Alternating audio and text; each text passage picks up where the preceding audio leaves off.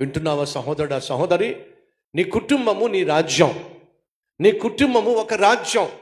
ఆ రాజ్యానికి నువ్వే రాజువే, ఆ రాజ్యానికి నువ్వే రాణివే.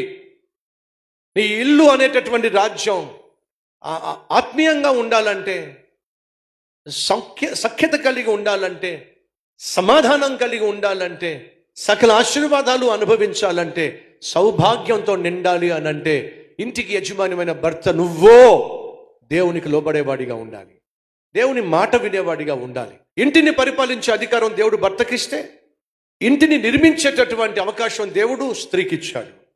ఇంటికి దీపం ఇల్లాలు అని చెప్తున్నాం. జ్ఞానము కలిగిన స్త్రీ ఏం చేస్తుందట? తన ఇంటిని నిర్మించుకుంటుంది అని బైబిల్ సెలవిస్తుంది. జ్ఞానం కలిగిన స్త్రీ అయితే నీ మనస్సు నీ ఇంటి మీద ఉండాలి, బట్టల మీద కాదు. నీ మనస్సు నీ ఇంటి మీద, నీ బిడ్డల మీద ఉండాలి. అంతేకాదు సోకు మీద, సౌఖ్యం మీద కానే కాదు.